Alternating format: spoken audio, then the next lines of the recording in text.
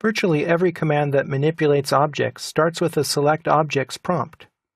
For example, click the Move tool on the Modify panel. The command line says Select Objects. Click Copy. It says the same thing. Click Stretch, Rotate, Mirror. You get the picture. They all have a Select Objects prompt at the beginning. There are many ways to select objects, and all of the methods I'm going to show you in this lesson can be used in any Select Objects prompt. Open the Selection project file. It has a density of objects that will give us some selection challenges. First of all, the most obvious way to select something is by picking it directly. Click the Erase tool, and then pick a number of objects at random to select them. The advantage of this method is that it is so direct. You just click what you're interested in selecting. The disadvantage is it's very slow. It would take me a long time to pick all of these objects. Press Enter to complete the command. Zoom in a little bit more to the core by rotating the mouse wheel. This time, let's select things more efficiently by using a window. Click Erase, and then click a point up here above the core, but not on an existing object. I'll click right here and move the mouse down and to the right. What I get is an encompassing window shown in blue with a solid border. This selects only the objects that are completely inside the window.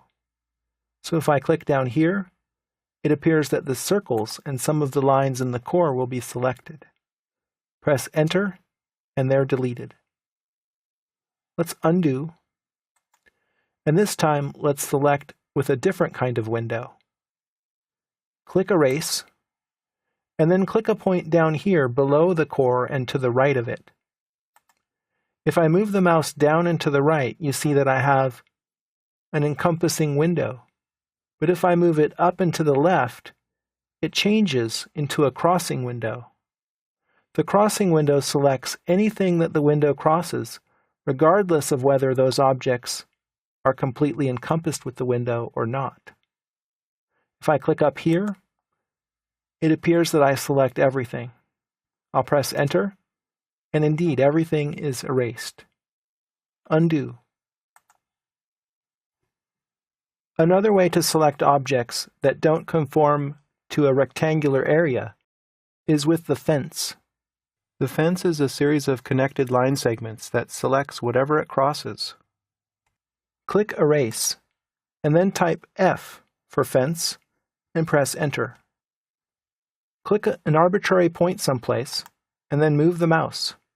You'll see that you're drawing a dashed line from the first point that you picked. This selects everything that it crosses. Click a point, and move the mouse to a new location. In this way, I can select all the lines that are around the circle. I'll press Enter to exit the fence, and then Enter again to complete the Erase command. Again, undo. You can select everything like this. Click Erase, and then type All at the Select Objects prompt. Sure enough, everything is selected. Now let's say I don't want to actually get everything, but I want to reserve a few objects. I'll type R for Remove Objects and press Enter. Notice how the prompt on the command line changed. It says Remove Objects now instead of Select Objects. So it works in reverse. Anything that I select now is subtracted from the selection set. I can use any of the methods, including picking, using a crossing window, using an encompassing window, or even using a fence. And these will all be removed from the selection set. I'll press Enter to exit the fence, and Enter again to exit from the Erase command. There are two selection methods that work when you're creating and manipulating objects. They're called Last and Previous. Let's draw a new object How about a circle? I'll click a center point and a radius. I'll press Enter to repeat the command and draw another circle adjacent. Now let's say I want to copy one of the circles. I'll click Copy, and instead of picking it, I'll type L for last. Last refers to the last object that you created. So I'll press Enter to select it, and then Enter again to exit the Select Objects prompt, moving on to the next part of the copy command. I need to specify a base point, so I'll click some arbitrary point, and then move the cursor to a new location and click to specify the second point. I'll click once again to create a second copy, and then I'll press Enter to end the command. Now let's say I want to move one of those circles. I'll click Move, and instead of picking something, I'll type P for previous and press Enter. Notice which circle it selected. It was the first circle that I copied. That's the previous selection. So now I'll press Enter to move on in the Move command, and then click a base point and a second point. The previous selection set can contain more than one item. So if I wanted to move 2 circles, say, I might select these 2, press Enter, and then move them from point to point. If I then wanted to copy the previous selection set, I can.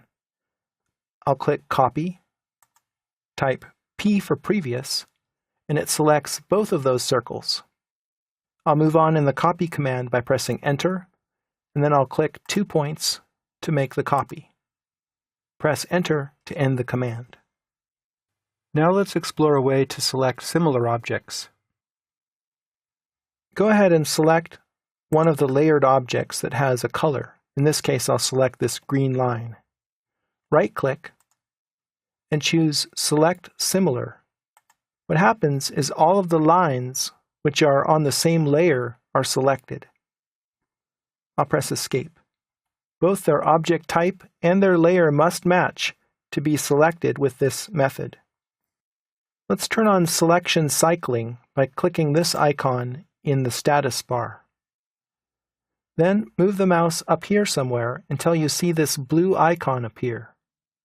When you do, it means that your mouse is over a couple of different objects that are very close together.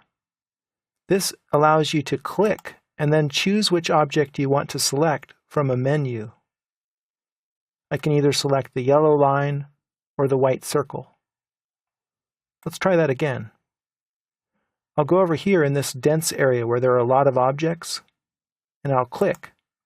And then I have a choice to select the object that I'm interested in, and they highlight on screen, and this gives you a visual indication also of which object you can select. The last selection method I'll leave you with works without issuing a command, so you don't even need to be at a Select Objects prompt for this method to work. Select a couple of objects, and this turns on their grips. Hold down the Shift key and move the mouse over one of the grips and click. The grip turns red. Go over to another grip with the Shift key still held down and click it to select. Now both of these grips are selected.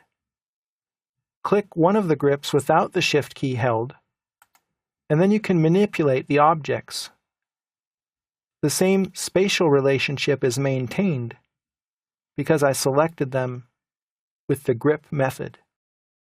I'll click over here to complete this grip edit and press Escape twice to deselect. So in summary, you have learned a plethora of selection techniques, including picking objects individually, creating encompassing and crossing windows, using a fence to select, selecting all, adding and removing from a selection set, using last and previous, selecting similar objects, using selection cycling for overlapping objects, and finally using the Shift key to select multiple grips.